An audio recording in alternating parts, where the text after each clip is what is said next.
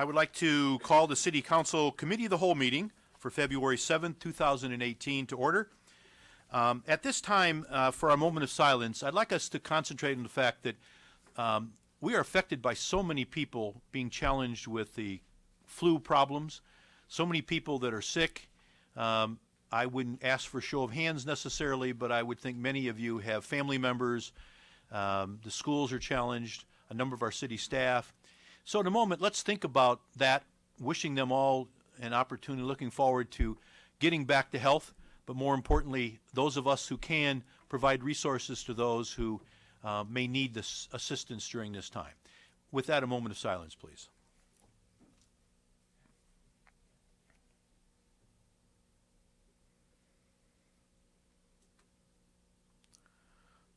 Thank you very much. Alderman Tompkins, would you lead us in a Pledge of Allegiance?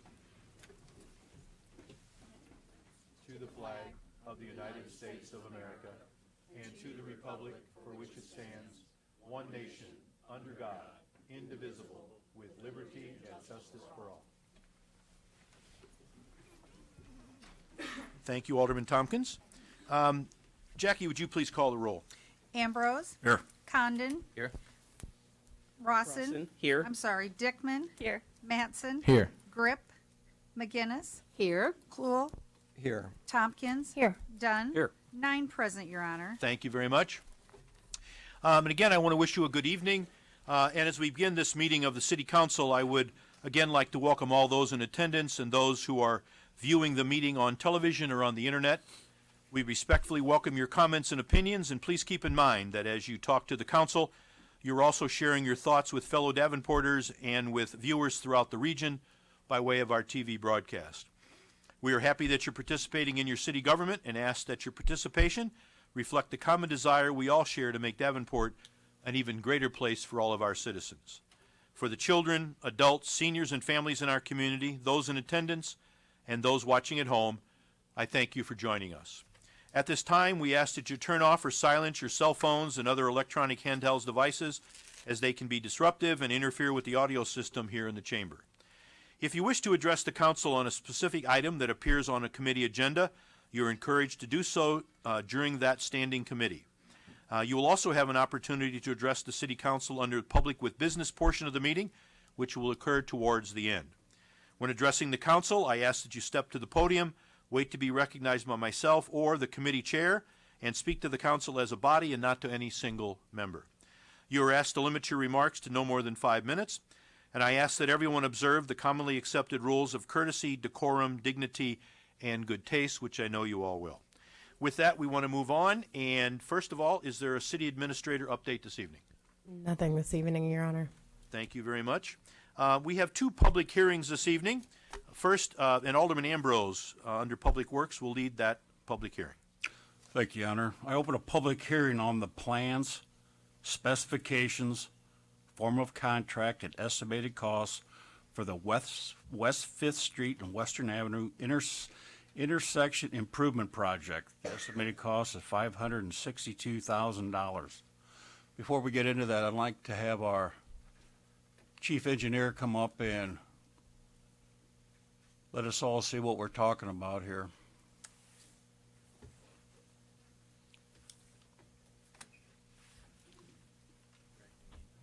Brian Shadd, Public Works.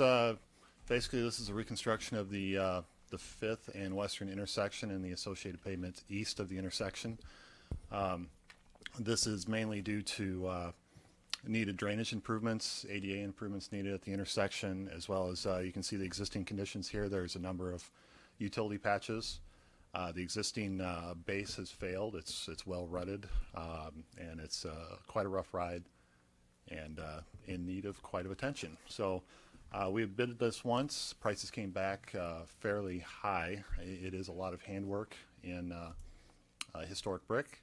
So we took it back to the drawing board, revised our design, and we actually went back with 4 different options. The first option would be actually 2 different ways here. Addressing the drainage complaints or drainage issues would be additional 5 intakes in the area, upgraded pipe, fix the issues we have there, as well as improve that ADA transition through the zone. tying back into, we actually need to go nearly all the way back east to Scott Street to continue that drainage and make sure we don't have any water pockets. The first bid actually did half of the street through the area, tying back into the existing brick. That we recognize may be a little bit more difficult for the contractors. So we went back with the full remove and replace design. That would allow a little bit easier work on the crews. As we work with these historic bricks, which we would salvage from the area and put back in place, they are, we'll call them tumbled through the years. So putting them back together is quite a bit of a hand labor issue. As we looked at other options, other possible options, the Western Avenue as well as the intersection of 5th and Western is a protected brick area. So leaving that area in brick, standing by that code, we looked at the possibility for concrete pavement through. There is a large amount of truck traffic. Anything that gets by on the Harrison Business 61 corridor, there are people that do business down through the downtown area. They need to bring those trucks through to avoid the trucking and bridge. The other option we looked at was asphalt.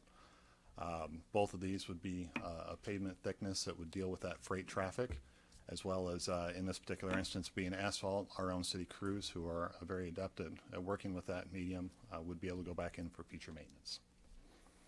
Thanks, Brian. Why don't you leave the brick concept up? All right. Anybody from the public wishing to address this, please come forward and state your name. This is a public hearing.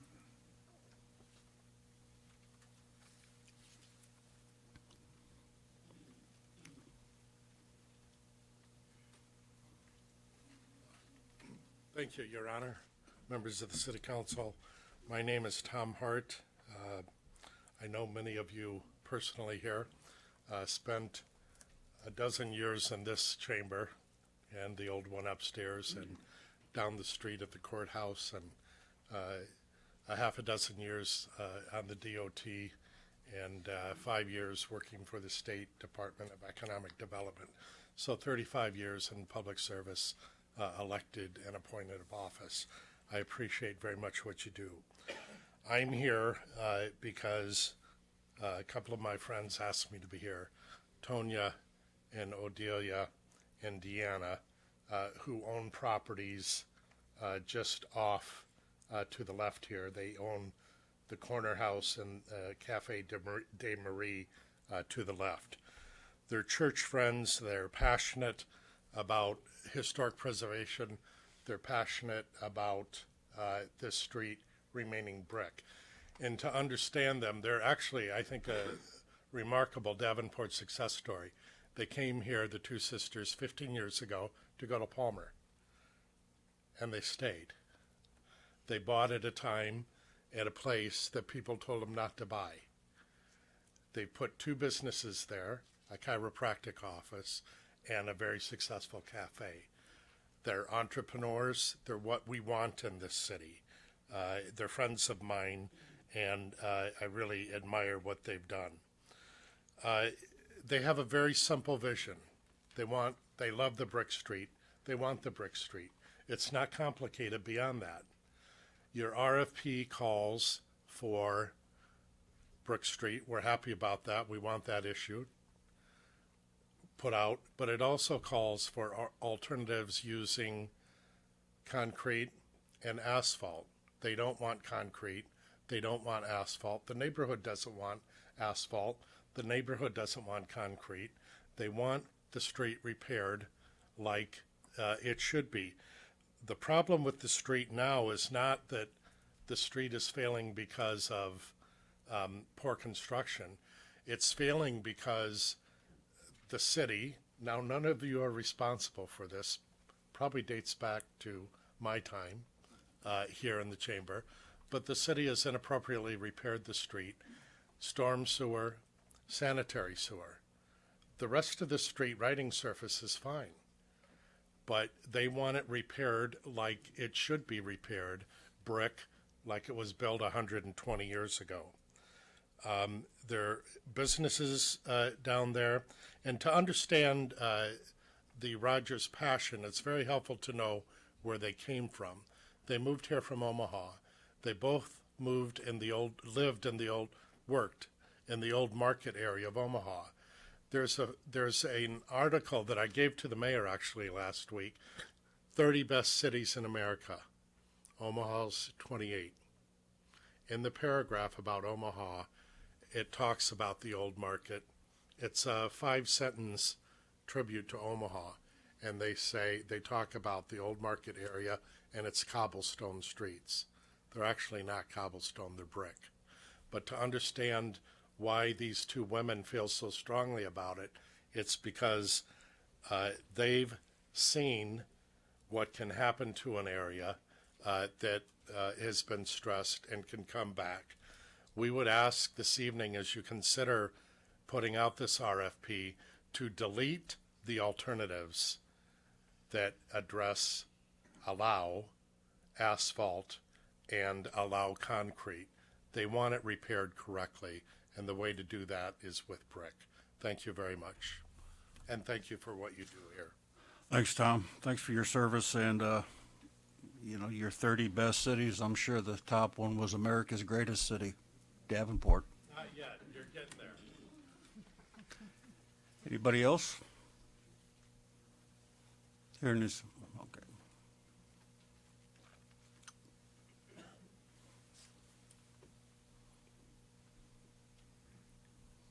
Bill Ashton, live at 2831 East Pleasant Street, Davenport.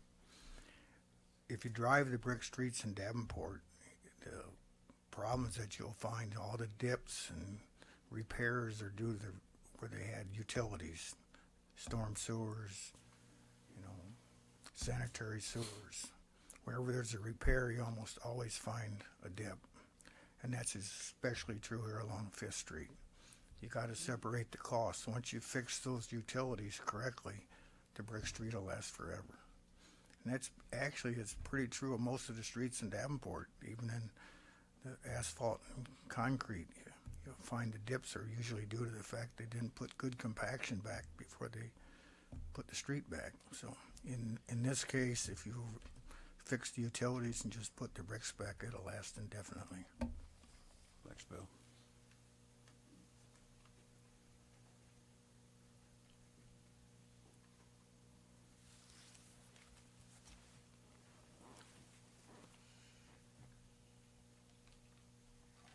Hello, everyone.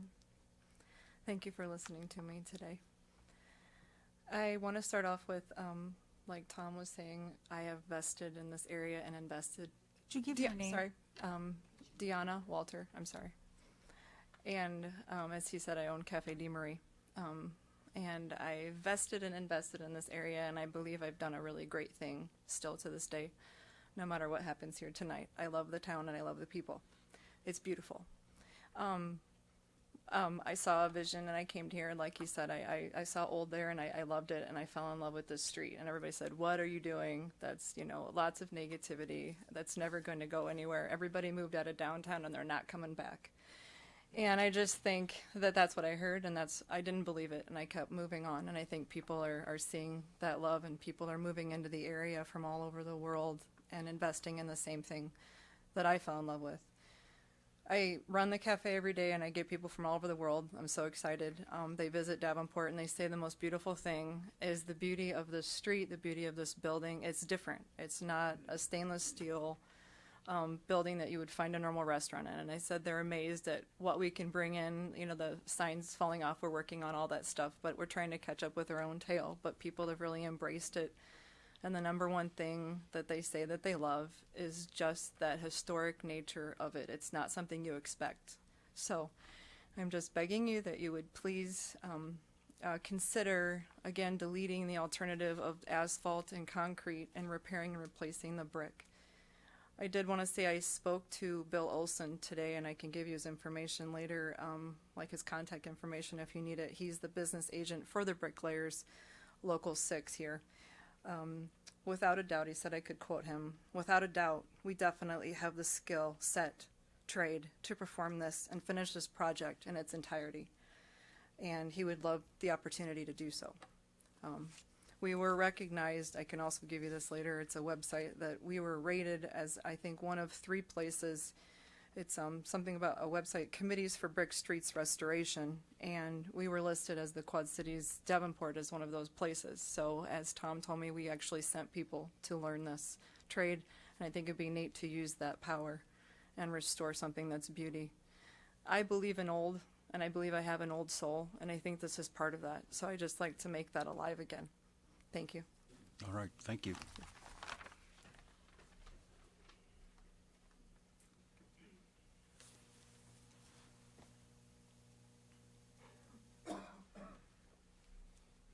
Hello, thank you, Council. My name's Terry Gens. I live in the Gold Coast, and I am currently the president of the Gold Coast Homburg Historic District.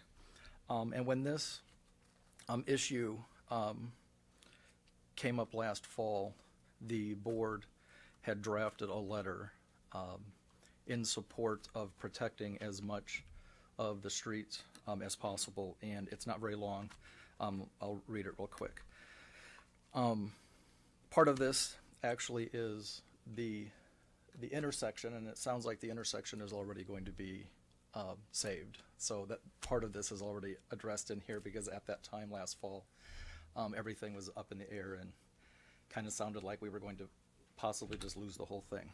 Anyway, dear sirs and madams, the Board of Directors of the Gold Coast Homburg Historic District Association is writing to communicate its support for Davenport's Brick Street program, and especially for retaining brick pavement at the intersection of 5th Street and Western Avenue.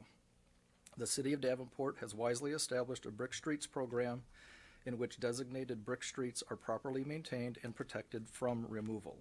The value of brick streets not only exists in their obvious aesthetic properties, as they, without debate, create a streetscape of beauty and charm that connects with the city's rich history, but also the value of brick streets rests in their low life cycle costs.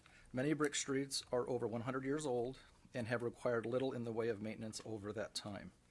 While the initial cost of blacktop or concrete may be lower, the life cycle cost is actually much higher, given that the expected life is considerably less than brick. We urge City of Davenport staff and elected officials to follow the established Brick Streets program. Do not remove the intersection of 5th and Western from its protected status. Repairs or rebuilding plans should call for retaining brick pavement in the present herringbone pattern. Good planning and stewardship of public funds requires the consideration of cost in the long run, not just the current year's budget. Sincerely, Terry Agains. And that kind of leads me on to, we have a copy of the listed brick streets. I don't exactly know how old this is, but right down here, Western intersection at 5th. And talking about the stewardship, in section 3.1.04, it talks about removal of existing pavement and subgrade. I think it was maybe a year and a half ago, possibly 2 years, when there was some ongoing issues with drainage at that intersection, and it had been torn up and relayed and then torn up again, and half the brick disappeared. So nobody was protecting it. It was stacked over on the boulevard by a telephone pole, and little by little the brick was just disappearing. Somebody was coming by and stealing it. But 3.1.04 specifically says brick paver shall be carefully removed, salvaged, and stored for the patch restoration. Bricks broken by the contractor due to carelessness or are lost due to theft will be replaced at the contractor's expense. That was not done. It was concreted back over since the bricks disappeared. Brick was not relayed. It was put back in concrete. And from the one photo that you saw up here, the intersection is just an absolute mess. And it's not rutted from semi-traffic, especially east, the long area from Western over to Scott. The semis are not damaging that. That's not damaged by semis. It's a drainage issue. The whole thing is a drainage issue. And then aside from that, as a citizen of Davenport, I cannot believe that this little section is going to cost over $500,000 or nearly $500,000. That just blows my mind. I don't understand how in the world that would cost that kind of money. So once again, this is a drainage issue, and I honestly think somebody somewhere is trying to make this a brick issue, and that is such a small part of the drainage problem. You're gonna have to tear it up anyway. And from that other photo, that entire stretch over to Scott Street, you could see that there was just a few little patches of concrete. So I don't understand also, why would you want to cover that beauty up? We're trying to add beauty, not take it away. Thank you. All right, thanks. Anybody else?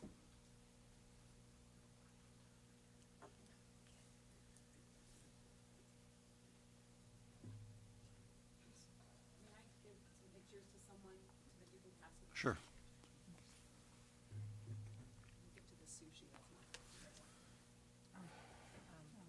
Just traverse through, just views of the brick. Yeah, Here, you We'll guys pass, can- they'll know how to figure it out. Thanks. Take a look at the pictures. Hi, my name is Dr. Tonya Rogers. I've pretty much already been introduced. My sister and I are the ones who moved here to go to Palmer. And speaking about perfection, I work with the upper cervical spine and specifically, and that's the only area that I correct. The neurology and the cerebral spinal fluid and what I see on MRIs and phonar scans and watching that work, the specificity and the due diligence that I do in my office is what I expect to be done here without excuses. So that's where I'm coming from, if you can understand. On that tablet, there are several views, some of which showing the pristine of brick between Western and Scott, having actually no divots on 3/4 of the street, only failing as engineer Bill Ashton had mentioned, and Terry and Tom and Deanna, that it's only areas where the drainage issue is a problem. So the brick is in great shape where it has lasted, where it has not been replaced with asphalt, and where it is not given in to the valleys of the area where the drainage system is failing. So I am assuming that we will be addressing the subbase in the correct manner for which it needs to be done, and know that we will do the best that we can. To say that if the subbase is done correctly, as previous conversations, I don't want it to be an if. We're going to do the best we can. We have great workers here. We have great staff. We have great engineers. You're correct. I'm sure it could be. You're correct. Okay, thank you.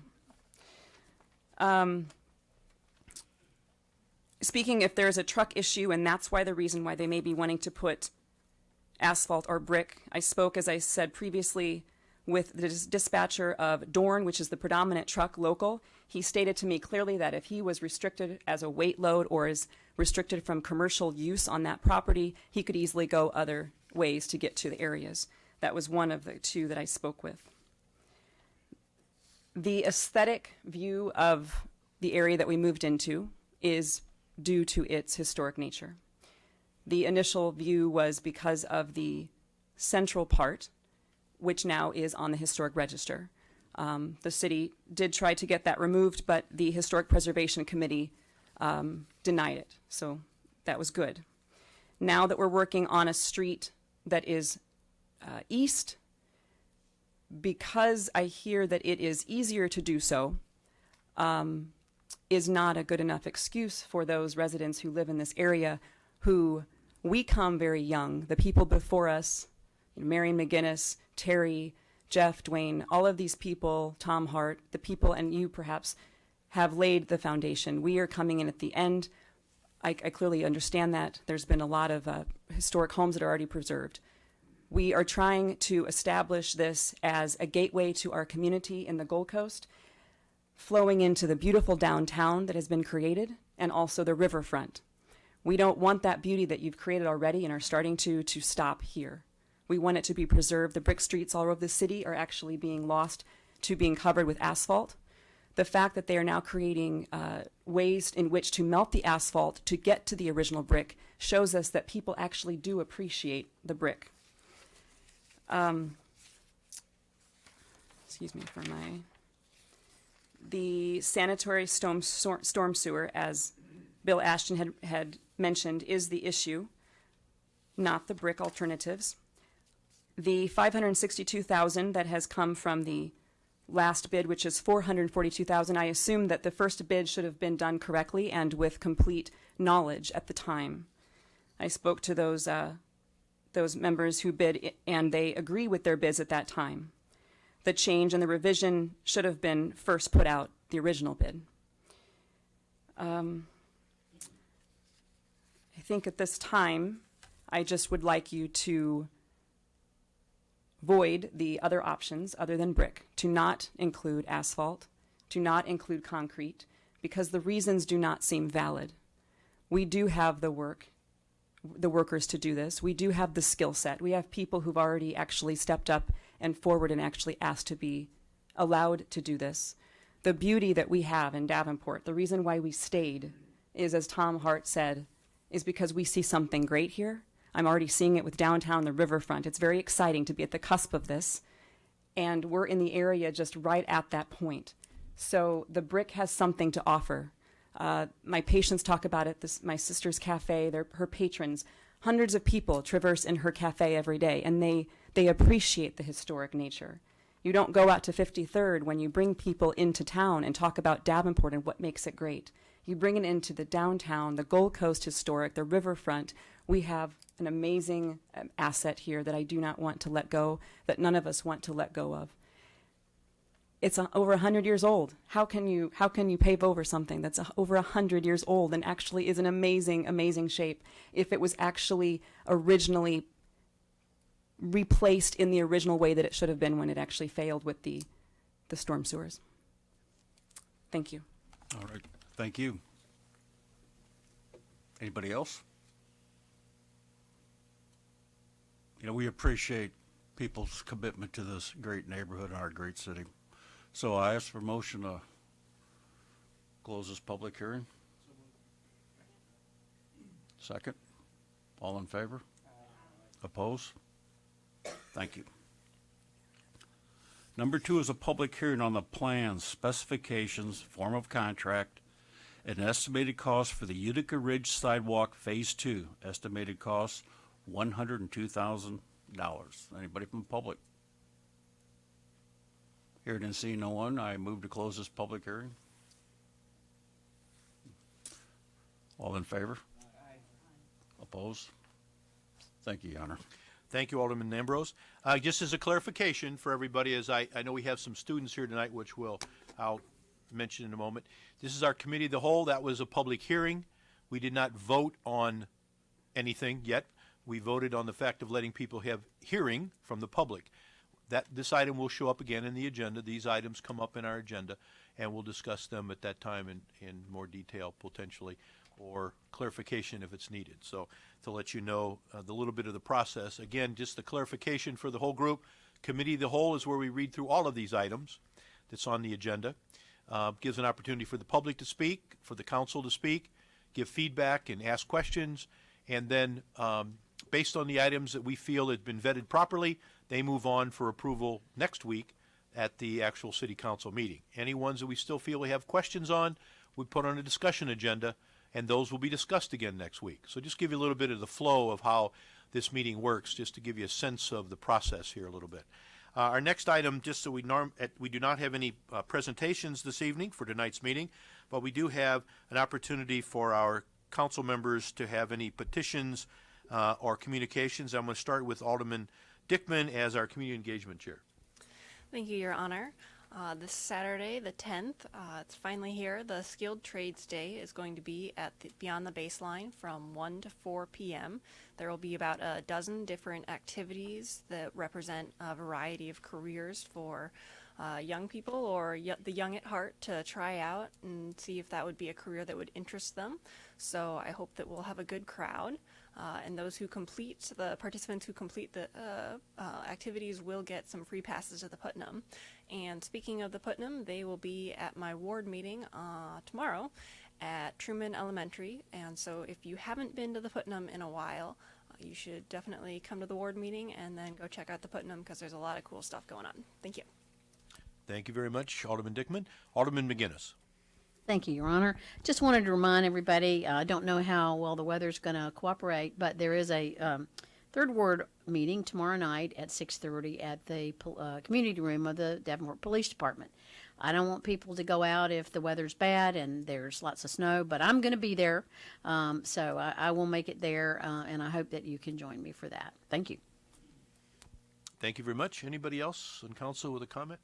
I just wanted to share one thing. I want to thank many of you and my alderman colleagues, but also the staff. We did a presentation of our State of the City on Monday. I think we do have a lot to celebrate, and we're able to do that. So I want to thank all the staff, in particular, our city administrator, my assistant, Nevada Lemke, but many of the staff who helped put that presentation together. So thank you for all of that as we move forward. And just want to note, Alderman Grip is in Des Moines working with our team on legislative initiatives. And obviously we have to work with our elected officials, not only in our city, but also in the region and particularly in the state, as we have to work together to bring the resources here. So he is representing us here with some of the city staff as well. So thank you for all of that. We're now going to move on to our discussion agenda. And our first area to be discussed is community development. In the absence of Alderman Grip, Alderman Cluel will lead that discussion. Thank you, Mayor. We have one item tonight on the community development agenda, and that is a resolution accepting a short sale of 601 Farnham Street owned by Interfaith Housing, Ltd.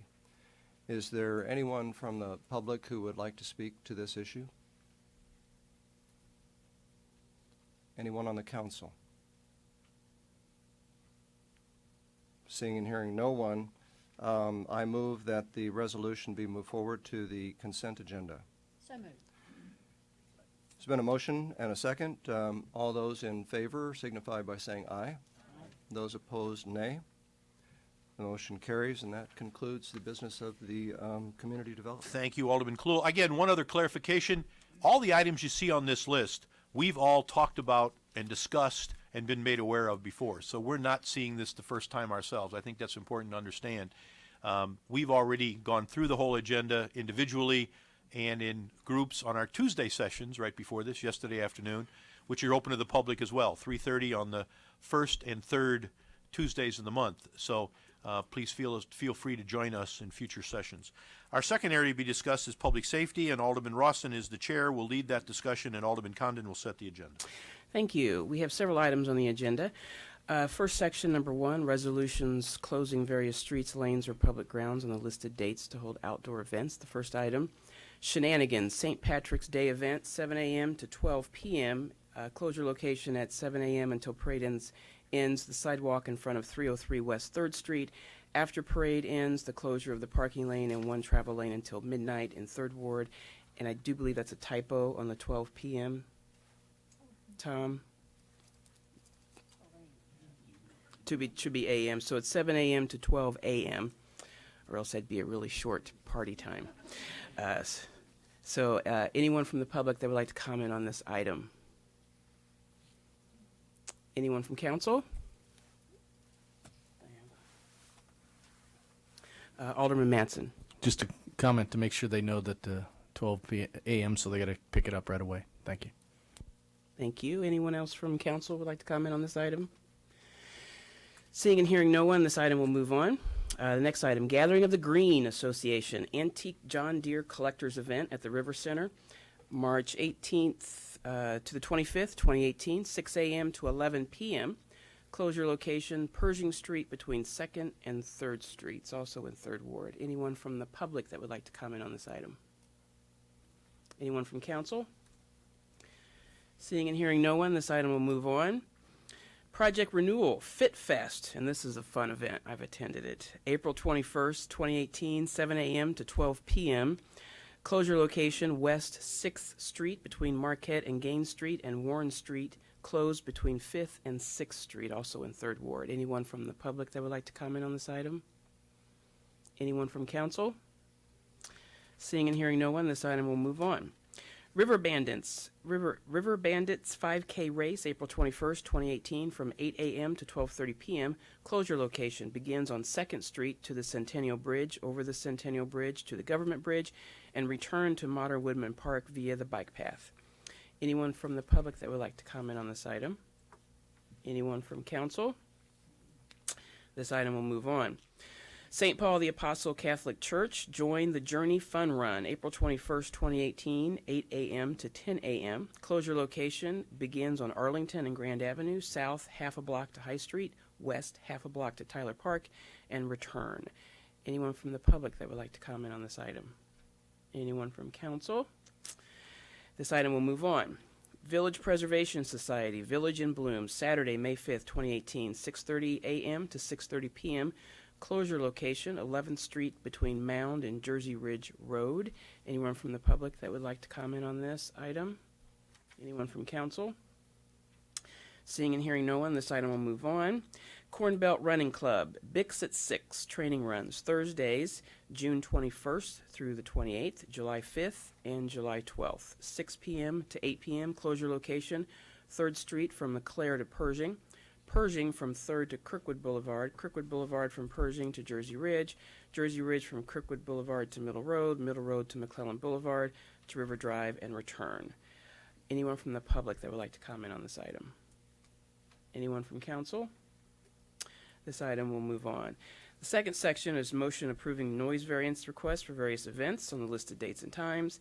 We have one item listed, which is the Mississippi Valley Fair, 2815 West Locust Street, various dates and times. In 2018, they submitted quite a comprehensive list, April through September, over 50 dBA. Anyone from the public that would like to comment on this item? And we have a couple from council. Alderwoman McGinnis. Thank you very much. I would like to take a look at the dates and compare. I am getting from residents concerns about noise, and I would like the opportunity to look at sort of history of the number of events that are going on, and especially the ones that are going on past 10 p.m. and haven't had the chance to do that yet. So if we could do that, if have a chance to do that, I'd greatly appreciate it. Okay. So the primary for you is the noise lasting past 10 p.m.? Correct. Okay. Thank you. And the number of events, if it's grown or is the same, or just need to look at that.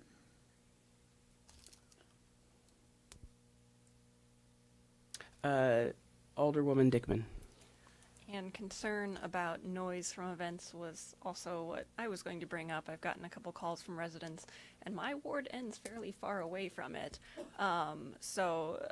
Working with Mississippi Valley Fairgrounds about when they're starting their races as well, because I do know that sound carries very far, and trying to get them to be very prompt with their events so that they can end at a more decent hour for those of us who have early bedtimes or little ones with little bedtimes. So thank you. Thank you, Alderwoman Dickman. Is there someone from staff in the back pages of the packet? It does say here that for the variance that the last race would start prior to 10 p.m. Does anyone from staff can comment? Jackie. I can try to help you. Yes, I'm sorry, Jackie. You did chime in, and I'm not looking at the keypad. That's okay. Go for it. In the past, what has always happened, I think, when there's been complaints later at night is the race is delayed, and then their feature race, which is like their most important race, I guess, of the evening, The from last what I know one. about it. Yeah. That's why they ask for the variance if it starts before PM that they can, or 10 PM, excuse me, that they can go ahead and finish it. That's about all the information that I have about it. Okay. So, So that's more than likely some of the reason the noise is going over. yeah. Thank you. Alderman Mattson? Yeah, I just want to add to that. In our many years of discussion with this, that's always an ask. The concern comes usually is it'll start like at 5 to 10 and then go way over. So Alderwoman Dickman's point right on. To be prompt at the beginning is always they try and do that, but when you jam it in right before, those are the ones that cause concern, and there is a lot of complaints when that happens. Not a lot, but probably a couple times a year. So if there's something that could be worked to make it, maybe you got to start before 9:30 or something. Or there's something, Okay, thank you. Alderman Ambrose? Thanks. Yeah, I mentioned a few issues yesterday at our meeting, but the fairgrounds has been racing out on Friday nights for over 70 years, and it has a huge economic impact not only to our community but to Northwest Davenport. And I really think they make a very concerted effort to push forward, but sometimes they're dealing with rain events, and it's unfortunate, but a couple times a year at the most, we shouldn't start becoming heavy-handed to a great event that has been going on for over 70 years. That's my request. Thank you. Alderwoman Tompkins? Thank you. I was going to basically say the same thing, and that, excuse me, it's my understanding it's due to the weather. So usually when it rains, they will hold it over for a little while. It would be interesting to see if we do have data to see how many times a year it does start later, understandably. But if it is minimal, I think that's something that maybe we can work with them on. So thank you. And do I have Alderwoman McGinnis? One second time, go ahead. Thank you very much, and I won't do it again. Yeah, and I agree. Part of what I'm asking is if we could look at data and see if it's a frequent occurrence, if it's occurring more, those kind of things would be extremely helpful. And then we can talk to residents who have concerns. If they have some sense of it's staying the same, then and not increasing, I think that's the concern that they have. And these are people talking to me are long-term residents here, so that's what I'm asking is a chance to look at that. All right. Given commentary, I think it's reasonable that we go ahead and put this on discussion. And if we can get a commitment from staff we can organize a meeting, perhaps with the chief and someone from staff and a couple of the older people, that would be great, and come back next week with some feedback on that. Okay, moving on. Item number 3, if there's no other comments on that. I'm sorry, Ray, did you want another comment? Go ahead. Thanks for the opportunity.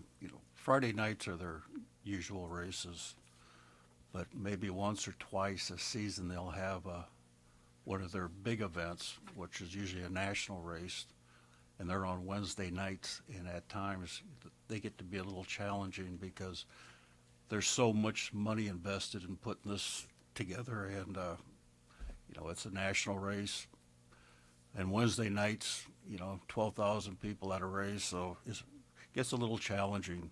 So like I said, I've been representing that area for a long time, and usually once, maybe twice a year, the race might run over, but they work really hard to keep everything in check, and and I appreciate their efforts. Thank you. No other comments on this item? We'll move on. Section 3, motion approving beer and liquor license applications. There's just one listed for Third Ward at the Stardust. At the Stardust LLC, 218 Iowa Street, license type C. Anyone from public would like to comment on this item? Take it they're leaving. Okay, anyone from council? Seeing and hearing no one, that'll move on. The next section is annual license renewals. I won't read through those, they're there in your packet, the entire next page. So we're moving that along. But I would ask Alderman Condon to go ahead and set the agenda. Yes, that one goes in discussion. The rest So on I move consent. to put under item 2, motion approving nose variances. We'll put the Mississippi Valley Fair on discussion, and then I'll move to put all other items on the consent agenda. There's been a motion and a second. All in favor, say aye. Any opposed, same sign. All right, we're done. Thank you. Thank you, Alderman Rawson. I just want to note, before we move on to our next discussion area, I wanted to recognize, which I failed to do on the earlier section, the students from Eastern Iowa Community College District that are here this evening. Their teacher, Christine Powers, brought them in. They are leadership students as part of their IT program. And we want to thank you all for being here this evening. They were here for a tour, learning more about the city, and we're delighted to see you committing to that important work, but also making a good commitment to your education in the future. So thank you very much for being here. We enjoyed having you. Our third area to be discussed tonight is Public Works. Alderman Ambrose will lead that discussion, and Alderman Dunn, as Vice Chair, will set the agenda. Thank you, Your Honor. I open up with the first item of discussion is a resolution to approve the plans, specifications, form of contract, and estimated cost for the West 5th Street and Western Avenue intersection improvement project. Estimated cost is $562,000. Anybody from the public? Council? Alder Lady McGinnis? Well, what? Where? Is there an opportunity for public? Yeah, please come forward.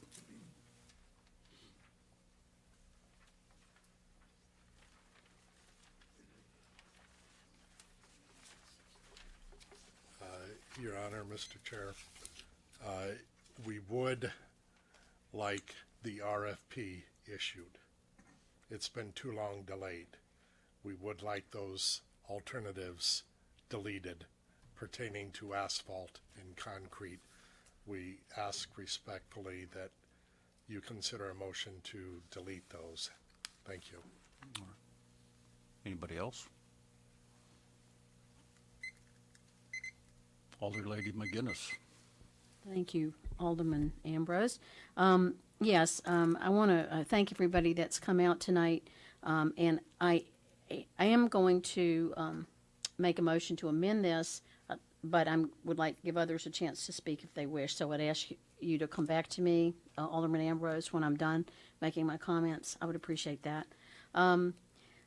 This has been an ongoing issue in this neighborhood, and I want to recognize people in the neighborhood, Tanya and Deanna particularly, who have been literally stewards of this intersection. I became involved with this about 4 years ago, I think it was, that we all went out, Tanya and her mother and I, and one other person went out to a meeting at Public Works to discuss this.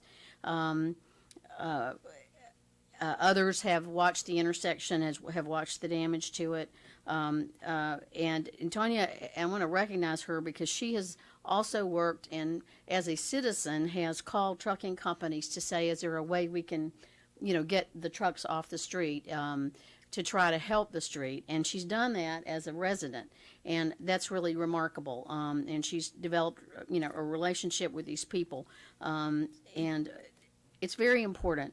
I know that because that doesn't happen a lot. We don't invite citizen engagement. We don't always have it, and I want to recognize that it's extremely important. And what Deanna's done with her cafe and the feeling that her visitors have for the area and what she's created there is remarkable. This is still a very challenged part of Davenport, and we have many people of all kinds who live in our neighborhood. We have people who are of limited means, of more means. We have all kinds of families, and it's still an area though that people will go, do you feel safe living there? And so for them to carve this out, to carve these businesses out, is really incredible. And I want to recognize their commitment to this street because it's very important. I also, this has been going on for a long time. This street has continued to deteriorate. I know that the county is very interested in having something done here. Their employees cross this intersection, so it's been going on for a very, very long time. It's been going on too long. I am, was part of the council. Just came on the council as this proposal, I guess, had gone forth to finally get repairs to it. There were 3 different bids that ranged at that point from $442,000 to $527,000. And it's because, again, of a drainage issue. This is an issue with not the street, it's an issue with what's underneath it. But some of the issues that surround this area and the desire to perhaps not leave this in the materials that have lasted for over 100 years, and they have. This has been here for 120 years, is because of the lack of care in repairing. As there has been damage, as there has been problems with the drainage underneath, the pulling up of the brick and the plugging it with concrete has made it less attractive and easier to just say, well, let's just don't bother with this anymore. And I don't think we can afford to do that. We're talking about, in this city council, about urban revitalization. We're talking about looking at our this area, and not just this part of the of the city, but our whole old historic and heritage part of our city. And we have to find a better way. We have to have better planning. We have to have a better approach, and we have to have we have to have a focus on what we're doing, and we have to have a plan. So I would ask for the council to support on this. And again, if you could come back to me if they're in. I can't see if there's anybody else that wants to talk, but I'll be quiet for now. All right. Alderman Dunn. Thank you, Alderman Ambrose. I don't want to put anybody on the spot here, but the $562,000, what fund is that going to be paid out of sewer funds, or we have a breakdown on that?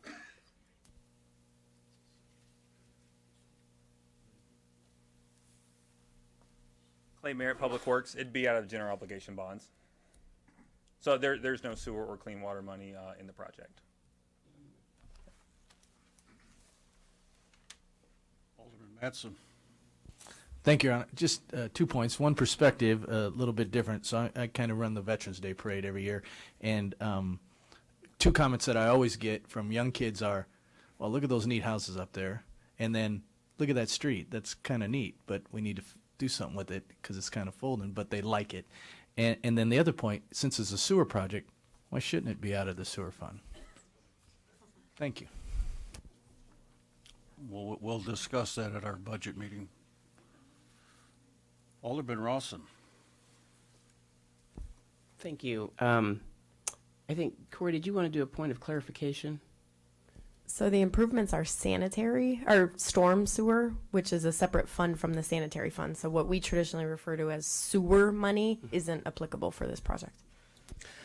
Thank you. And I just wanted to chime in with Marion. Marion pretty much covered all the points, but I just want to say in Fifth Ward has a lot of brick streets, and I'm very much a proponent of keeping our brick streets because brick streets brings a certain level of elegance when you drive down a brick street.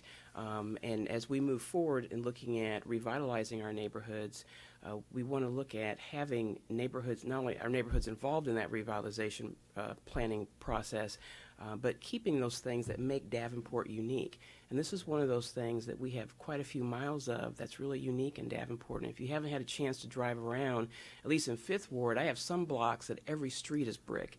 And it literally just takes you back in time with the mansions that line these streets. It looks really neat, and that's something very unique for our community that we want to preserve. So I've actually eaten a lot at Cafe de Marie, so well done. With location, the beautiful building, everything. And, when I have guests that come in from out of town, I'll be honest, I don't take them touring Target on Elmore. I take them downtown. I show them the river. I take them to the Lock and Dam. And then I will probably take them to Cafe de Marie because the whole experience of driving that little one-lane hobbly brick street and trying to find a parking spot and then having a great meal, it creates that kind of ambiance of this sort of special visit to Davenport. And in that vein, and considering where the location of the whole stretch of street is, even though the intersection is the only protected piece, I would support relaying all the brick across the east side and the west side because I think that's important to maintain our brick street. Thank you. Well spoken, Rita. Alderman Tompkins. Thank you. Our machine down here isn't working, so I can't see who's next or anybody, so thank you. I just wanted to share, first I just want to thank everybody for coming down. I appreciate your time and your investment in Davenport. I hear what everybody's saying. Obviously this is a really good discussion and there's a lot to talk about. We've talked about improving our process in regards to historical preservation and really identifying what those places are and making sure that there's a process to follow so that we really shouldn't have a discussion. It should just be this is or this isn't. So for that matter, simply for making sure that we dot all of our I's and cross all of our T's, I would like to see all the bids, get all that information, and then make a decision just so that we have all that information and continue this discussion and before we make that final decision. So I appreciate everybody. I'm not saying to go either way. I'm just saying I want to have all that information. So that is just my thoughts, and I wanted to share and thank everybody for coming down. I do appreciate it. All right. Alderman Klugel. 10 aldermen, 9 aldermen tonight, and 9 sets of eyes. Everybody sees things differently. And, as a wildlife biologist, I spent my career working with ecosystems, and I always recognized that diverse ecosystems were strong ecosystems. Always concerned about some of our monotypical crops out here with corn and soybeans. Those things could fall because we're so reliant on those single systems. But when you have a diverse system, you have a strong system. So as I was thinking about what was being said tonight, I said, we have all kinds of things, all kinds of diversity. And diversity, capital D diversity, is what makes Davenport strong. It makes us stronger than some of our surrounding communities because we have things that they frankly can't have because we've got age, we've got time on our side. So I was thinking, one of the housing areas in my ward is Jersey Meadows. Jersey Meadows doesn't have any brick streets, nor would they ever want a brick street in their community. But down in Hamburg and the Gold Coast, these things are natural. And when you start to take away the context, those things that support those houses up on the hill, gradually you start to lose until the point where those houses no longer become important at all.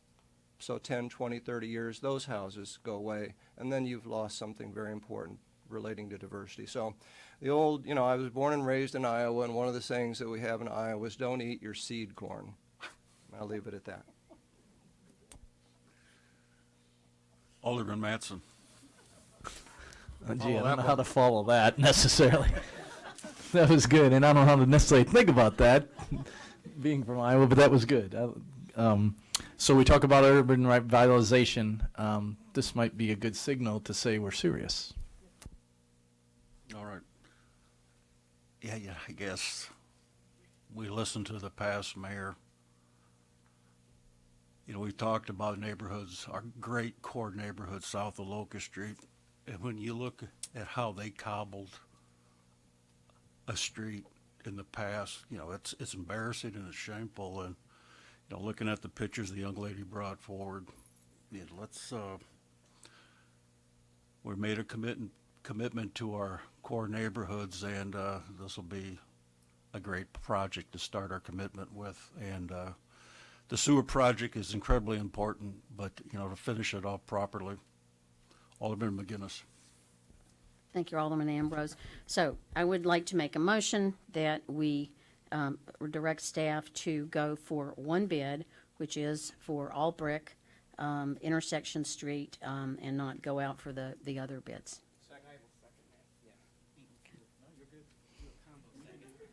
Roll call, please.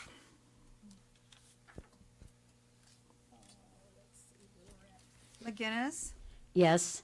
Cluel, Yes. Tompkins, No. Dunn, Yes. Ambrose, Yes. Condon, Yes. Rawson, Yes. Dickman, Yes. Mattson. Yes. 8 yeses, Your Honor, 1 nay. All right.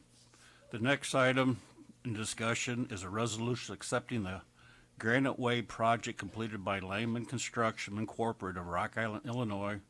This project was completed with a final contract amount of $2,804,552. Anybody from the public? Council? Number 3 is a resolution approving the proposed plan specification form of contract. An estimated cost for the Utica Ridge Sidewalk Phase 2. Estimated cost $102,000. Anybody from the public? Council? Number 4 is a resolution awarding the contract for the Sterilite Intersection Improvement RISE Project RMX-1827-9082 to Absolute Concrete Construction Incorporated of Slater, Iowa, in the amount of $2,359,690. Anybody from the public? Council?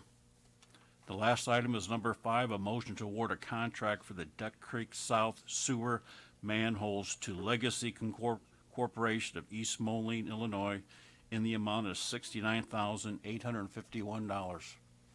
Anybody from the public? Council? Alderman Dunn, please set the agenda. With item number 1 being amended, I would recommend to put that on discussion agenda with the remaining items on consent. All in favor? Thank you for the second, Alderman Mattson. Opposed? Thank you, Your Honor. Thank you very much. And our last area to be discussed this evening is our finance area, and Alderman Tompkins will lead that discussion, and Alderman McGinnis will set the agenda. Thank you, Your Honor. And just also to note, I have no idea, so if somebody lights up, maybe raise your hand. So just putting that out there. So I'm going to start with finance. We have lots to go over tonight. Number 1 is a resolution setting a public hearing on the conveyance of a vacant lot, parcel G0034-25. Oh, thank you. Formerly 1012 West 9th Street, located in Mitchell's Bluff Addition. Anyone from the public have a comment on this item? Anyone from council? Thank you. Seeing and hearing no one, this item moves forward. Number 2 is a resolution approving a 3-year renewal of the Microsoft Enterprise License Agreement in the amount of $523,767.78 to be paid over 3 annual installments. Anyone from the public wish to comment on this item? Anyone from council? This item will move forward.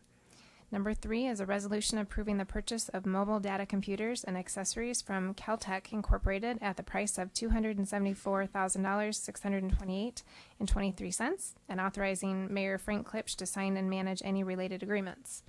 This is new items for the police department, so pretty exciting. Anyone from the public wish to comment on this item? Anyone from council? This item moves forward. Number 4 is a resolution setting a public hearing to convey city-owned parcel W0425-01 adjacent to the east of 2305 West 67th Street, owned by the Dirksons. Petitioners Ronald and Janice Dirksen. Anyone from the public wish to comment on this item? Anyone from council? This item moves forward. Number 5 is a motion approving the purchase of a Vermeer chipper from NJPA contract from Vermeer Corporation of Pella, Iowa, in the amount of $56,200. Anyone from the public wish to comment on this item? Anyone from council?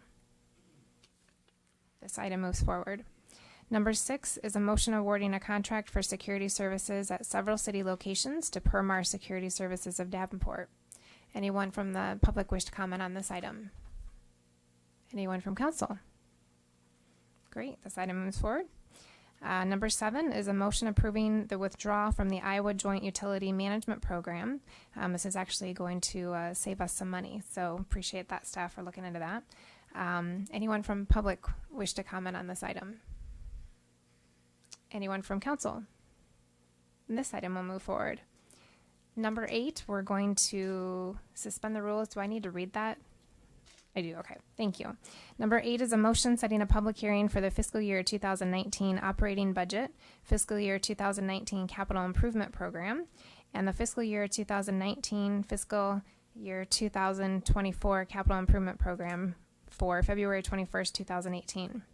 Anyone from the public wish to comment on this item?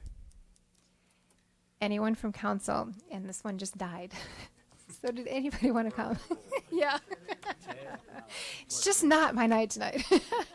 Alderman Mattson. So just quickly, if you want to comment on our budget process, and it's been open and we have Saturday meeting, that's the time to come. That date, 21 February. Yes. Thank you. Anyone else? Okay, no. Thanks. All right, so we made it through all those. Thank you. Alderman McGinnis, will you please set the agenda? Yes. I would recommend that, or make a motion that items 1 through 7 be put on the consent agenda, and then item 8 we will be voting on later tonight. So that be carried forward to vote on later tonight. have a motion and a second. Thank you. All in favor, say aye. Any opposed, say aye. And that concludes finance. Thank you. Alderman Tompkins. We're going to move on to other ordinances, and that's what we've just discussed. Brandon, could you come up and just give an idea of the process here, just so people understand what we're doing, if you would? The suspension of the rules, we'll take care of that, but the actual what we're voting on. Very good. Brandon Wright, CFO. For the city, as Alderman Mattson indicated, we do have a public hearing coming up on our fiscal year 2019 budget. That public hearing will be held on February 21st. This motion tonight really just sets the public hearing and is important because tomorrow's newspaper, everyone look for it, will be publishing the notification of that meeting, and so we wanted to make sure that it was approved prior to that publication. Thank you, Brandon. I appreciate that. So with that, is there a motion to suspend the rules to vote on that following motion? Moved. Second. It's been moved and seconded. Roll call, please. Let's see. Cluel, Yes. Tompkins, Yes. Dunn, Yes.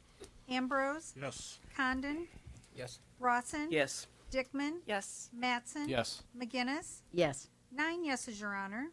Thank you very much.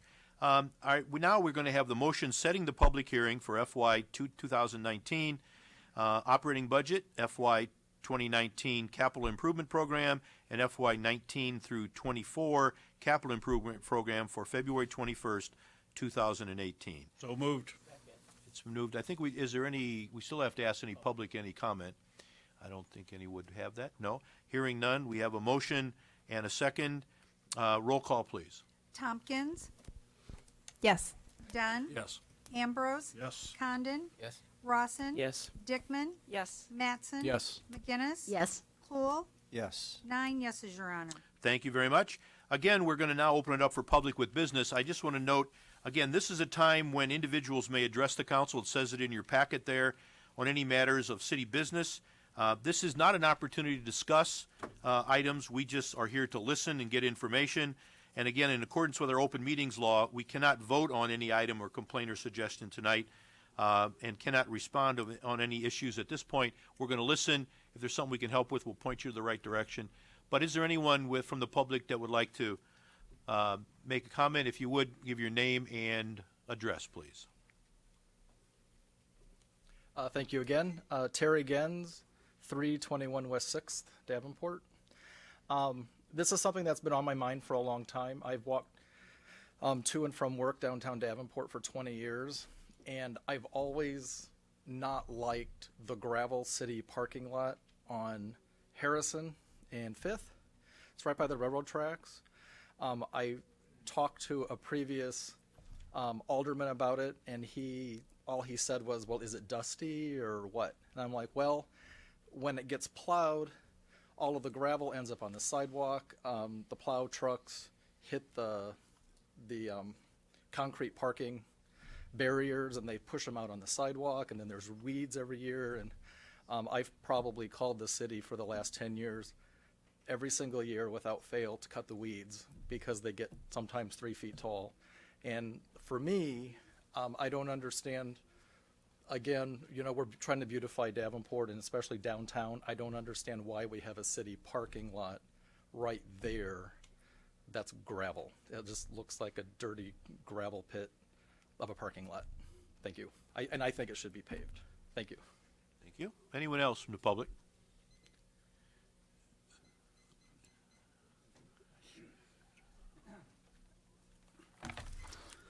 Good evening. My name is Dale Gilmore. I live in the 6th Ward. I have 2 things I'd like to touch on tonight, the second being of most important to me. The first topic is RAGBRAI. This event brings a couple thousand bicyclists to town for a day. Most leave the same day, maybe eating a meal here, and then return home. Very few spend the night here. Please don't get me wrong. I have absolutely nothing against bicyclists. I have kind of a bum knee, so you'll never see me running the Bix or pedaling in RAGBRAI. I guess my point is that with all the hype and expense associated with RAGBRAI, I really don't think it has the great economic impact on Davenport that some may believe. Now for my second point. I think many, if not most of you, know I'm a car guy. Can you tell? I don't hunt, fish, or golf, and I have nothing against hunters, fishermen, or golfers. Those are just sports that don't appeal to me. I'm a car guy. I'd like to tell you about an annual event held in Springfield, Illinois. It's called the Route 66 Fest. I've been a regular attendee for many years, driving one of my cars down on Friday, returning on Sunday afternoon. In 2018, the dates will be September 21st, 22nd, and 23rd. Now, I bring up this illustration to let you know that I've already registered my car and have hotel reservations. This is next September. Car guys do that. We plan ahead. This coming September will be the 17th annual event, so it's not exactly brand new, but it has become well established. Springfield blocks off an area downtown about 5 blocks wide and about 6 blocks long for the entire weekend. Stores and restaurants stay open for the entire weekend. The classic cars are all parked diagonally along the streets. On Friday night, there's a cruise through Springfield, finishing in the show area. In order to participate in the cruise, you have to make a minimum $5 donation to Crime Stoppers. Every year, all the participants receive a review or program from the previous year's show. Now to my point. I have in my hand a review from last year's September show. In 2016, there were over 1,000 classic cars in the cruise and over 80,000 spectators during the 3-day event. You talk about economic impact. The organizers also have a variety of bands all playing at no cost to the spectators. You may walk 2 blocks, then there'll be another band set up on a temporary stage. In 2015, one of the bands my wife and I enjoyed, and here's a blast from the past, some of you younger people won't understand this, but it was Gary Puckett and the Union Gap. They also had a large stage that showcases their primary band, and no, Gary Puckett and the Union Gap wasn't the primary band. Sorry for the sidetrack, but back to my point. Springfield, Illinois is a very friendly, car-friendly city. The button I have on is from the Springfield Convention and Visitors Bureau. To those too far away, I'll read what it says. It asks, can your car come out and play? I do not have a guess what the economic impact of the Route 66 Fest has for Springfield, but I bet it would be significant. Little old Monmouth, Illinois. If you've ever been there, it's a wide spot in the road down 67, about 45 minutes. They host a cruise the first Friday in August. Cars park around the town square, up and down Main Street and side streets for many, many, many blocks. A live band performs at the square, and thousands of spectators admire the hundreds of classic cars that are there. Many food vendors are available with a variety of choices to feed any desire you may have. Davenport has twice hosted an overnight stop for the Hot Rod Power Tour. This event brings in over 1,000 cars to the area for the night. Restaurants are full, hotels are full, and I will say that overall, Davenport is car friendly. We've earned this reputation. Now let's do something about it. I'm not suggesting a Route 66 Fest type of event.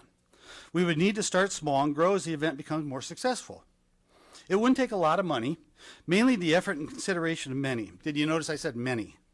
So what do you think? We could take this whole year to plan for 2019. We could call it, I'll have to think about that. Thank you. Anyone else? You can bring Anthony up if you want.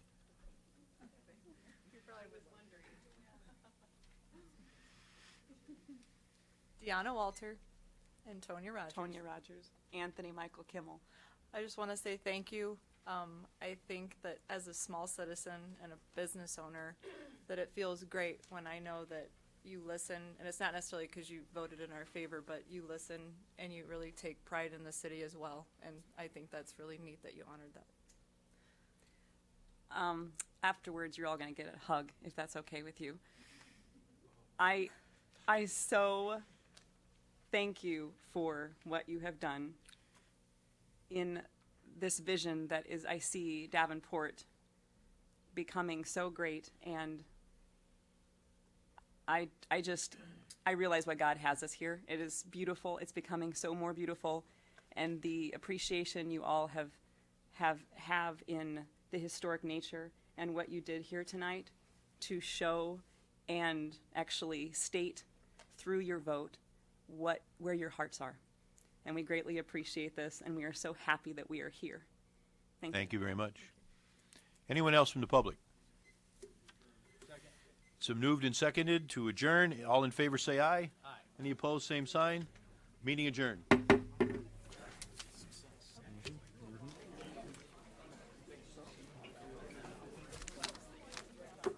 It is.